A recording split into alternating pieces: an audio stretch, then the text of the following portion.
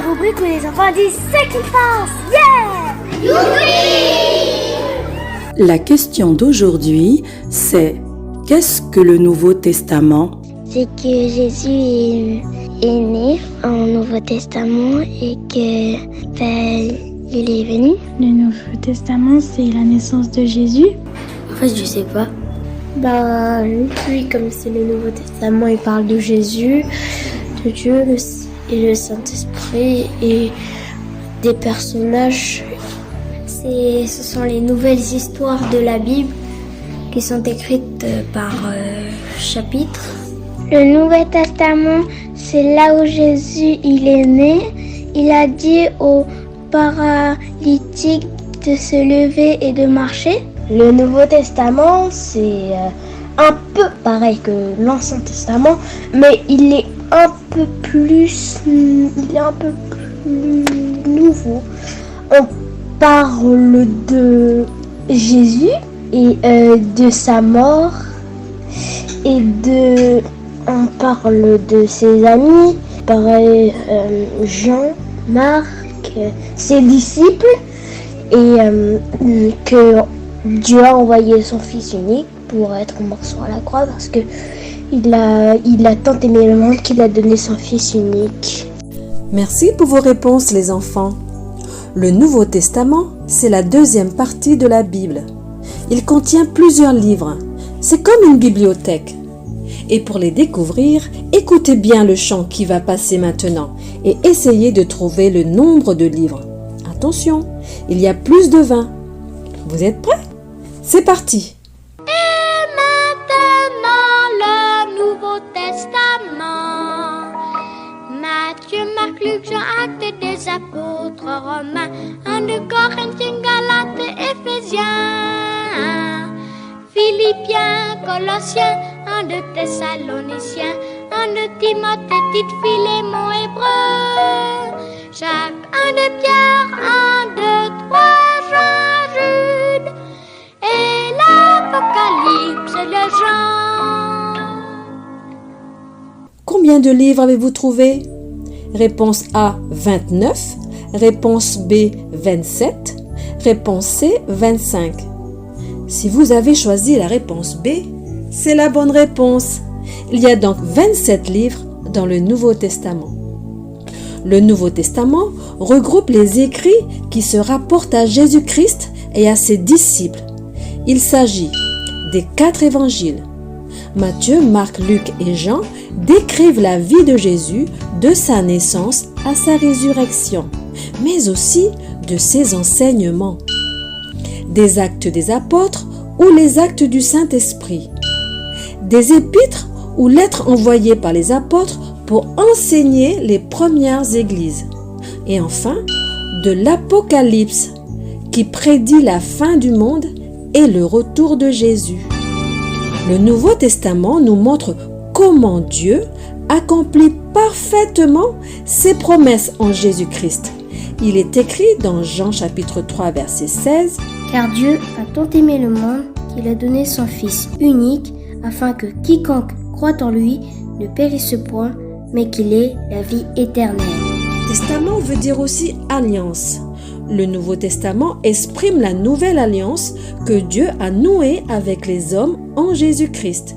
Il est écrit dans Jean chapitre 3 verset 17 « Dieu, en effet, n'a pas envoyé son Fils dans le monde pour qu'il juge le monde, mais pour que le monde soit sauvé par lui. » Écoutez, lisez ou relisez les récits des miracles de Jésus dans le Nouveau Testament.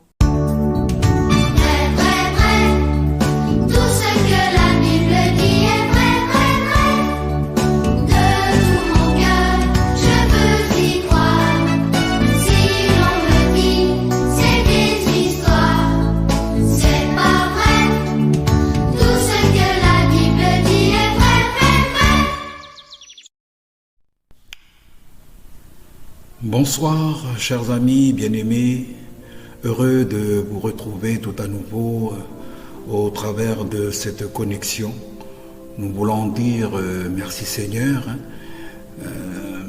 Il nous donne l'opportunité tout à nouveau, bien qu'on est chez soi, pour écouter la bonne parole de Dieu.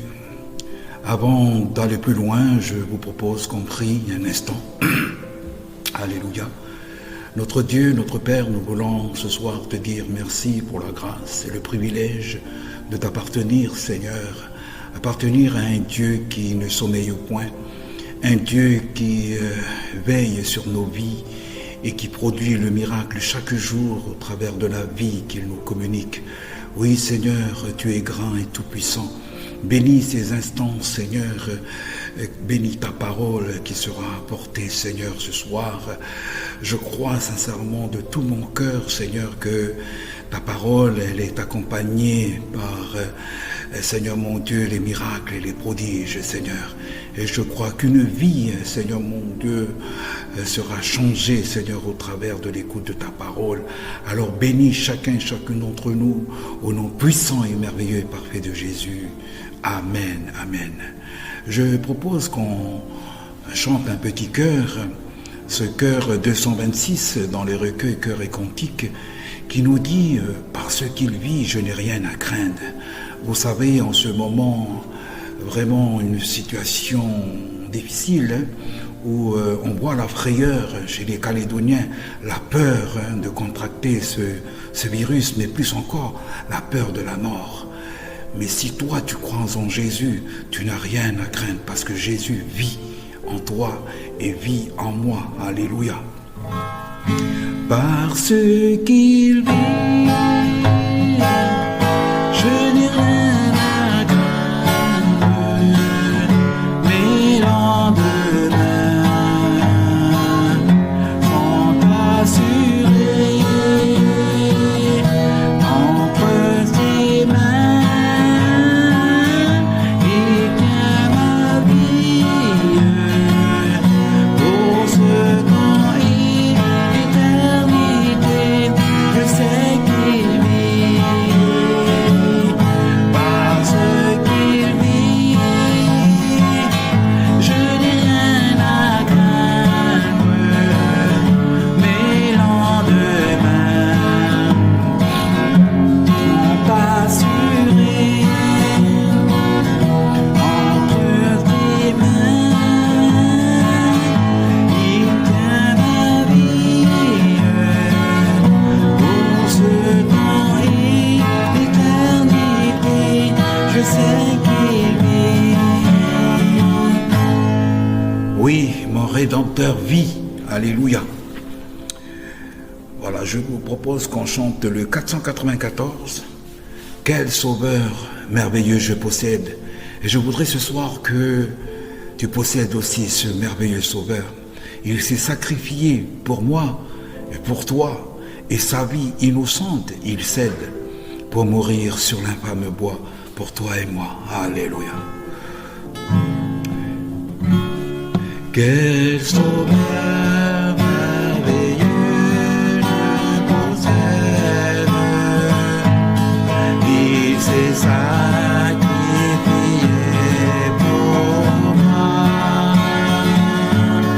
Et sa vie innocente, il cède pour mourir sur l'infâme bois.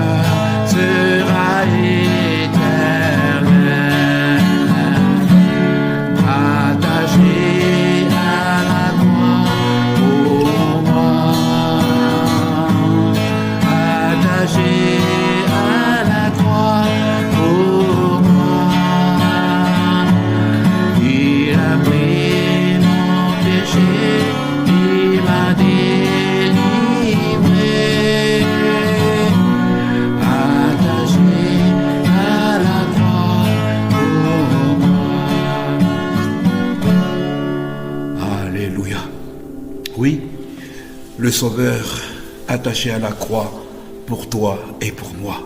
Gloire à Dieu. Voilà, ce soir, je voudrais partager avec vous la parole de Dieu, bien sûr, dans Acte 10 et le verset 38. Il nous est dit comme ceci: vous savez comment Dieu a oint du Saint-Esprit et de force Jésus de Nazareth, qui allait de lieu en lieu, faisant du bien et guérissant tous ceux qui étaient sous l'empire du diable, car Dieu était avec lui. Amen.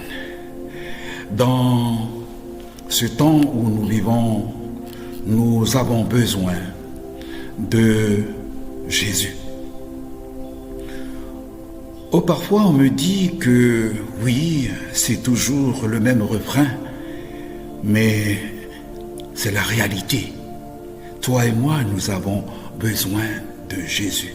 Encore plus aujourd'hui, dans ce temps de pandémie où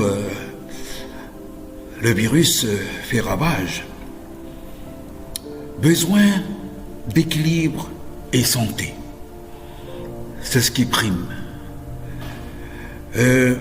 Voyez-vous, chers amis, un médecin croyant fait un bilan de santé de notre société. Au début, bien sûr, de ce 3e millénaire, malgré le budget colossal engagé chaque année pour veiller sur la santé des Calédoniens, on peut dire que l'homme de notre époque est inconscient, confus, même plus encore, est malade.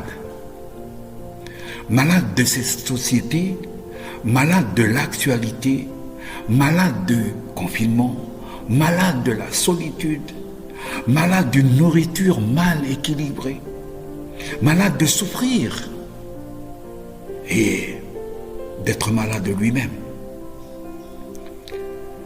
Chacun vit pour soi et oublie qu'il fait partie, bien sûr, d'une grande communauté, à savoir l'humanité.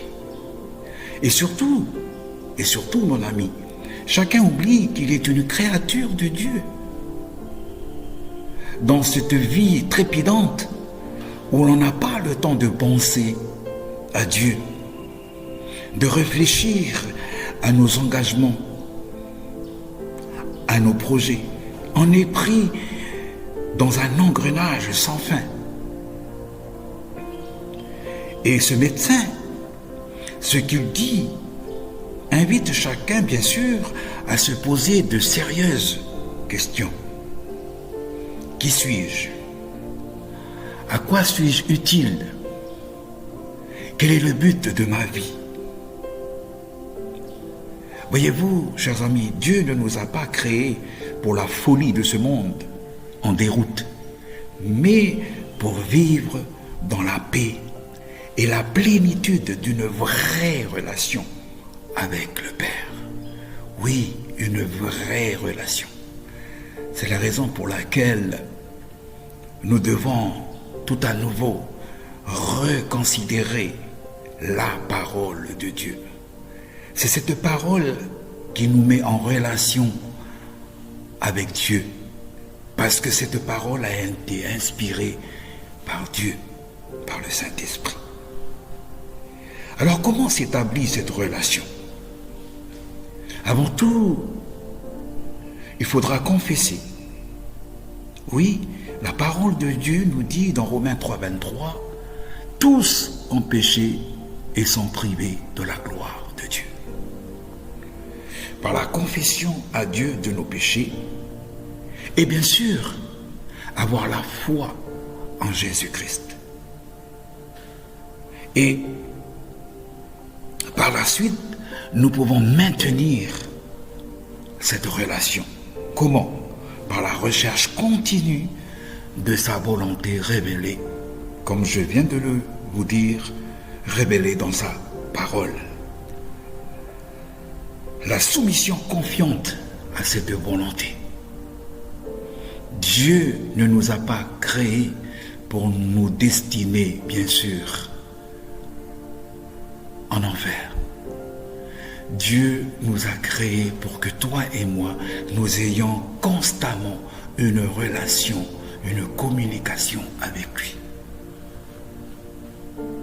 Et aussi la prière. Voyez-vous, chers amis, arrêtez-vous un peu. Écoutez celui qui est prêt à vous donner la paix intérieure et à orienter votre vie dans une nouvelle direction. Nous sommes dans ce confinement. Malheureusement, nous voyons la peur saisir nos contemporains. J'aimerais partager avec vous un témoignage. Née d'une famille heureuse catholique pratiquante, elle était une enfant très sage et ses parents l'enseignaient de bonnes valeurs. Elle a donc grandi dans un milieu choyé, rempli d'amour, et tous ils allaient à l'église chaque dimanche. Elle a continué, bien sûr, à fréquenter l'église jusqu'à l'université. Comme elle était impliquée dans un groupe musical, elle se devait d'y être tous les dimanches. Cependant, elle ne connaissait pas le Seigneur Jésus. Oui, on peut tout faire, on peut être motivé à œuvrer, soi-disant pour Dieu, mais si on ne connaît pas ce Dieu, nous sommes voués à l'échec. Alors, elle croyait, sans même y avoir réfléchi, qu'étant donné qu'elle était une bonne personne et qu'elle était catholique et pratiquante, en plus, elle était sur la bonne voie. C'est ce qu'elle pense. Et voyez-vous, la parole de Dieu nous dit que vos pensées ne sont pas mes pensées, dit l'Éternel. Et vos voix ne sont pas mes voix. Il lui manquait donc quelque chose. Quelque chose lui manque. Et après diverses rencontres, cela l'a conduite à s'interroger sur la vie éternelle. Et elle désirait vivement cette vie éternelle. Et elle désire aussi connaître les moyens pour y avoir accès.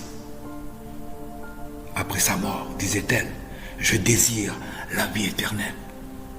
Elle s'était mariée avec son mari. Tous deux ont débuté des petites études de la Bible avec un ami chrétien. Pour la première fois, elle découvrait que la vie éternelle est donnée gratuitement à celui qui reçoit Jésus comme sauveur. Jean 3,16 nous dit, car Dieu a tant aimé le monde qu'il a donné son Fils unique, afin que quiconque croit en lui ne périsse point, mais qu'il ait la vie éternelle. Crois-tu à la parole de Dieu? Crois-tu en cette promesse? Cette promesse devient réelle si tu le crois. Gloire à Dieu. Jésus a dit, celui qui croit en moi a la vie éternelle. Jean 6, 41. Elle a compris donc l'importance de suivre Jésus, que de suivre un rituel, une religion, qui d'ailleurs,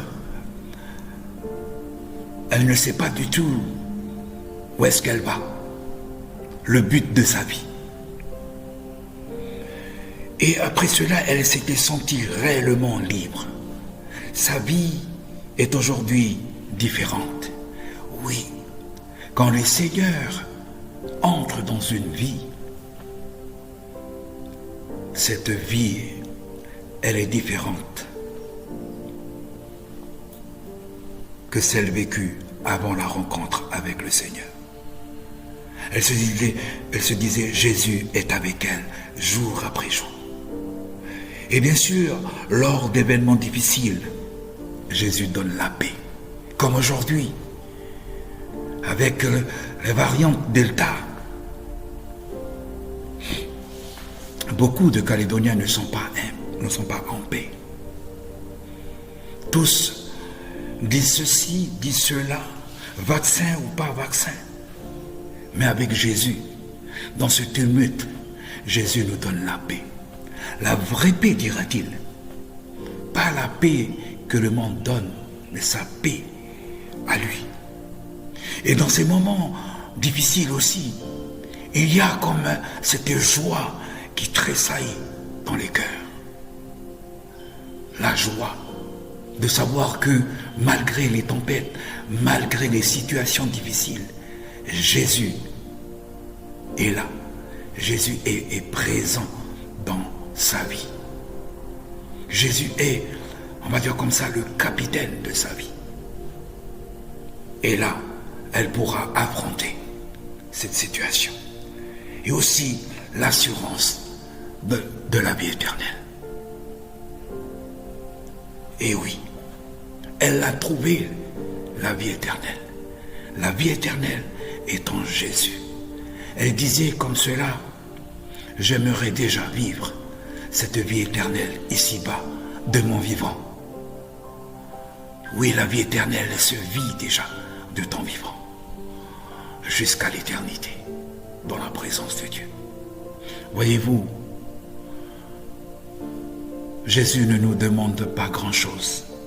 Il dit simplement, celui qui croit en moi a la vie éternelle.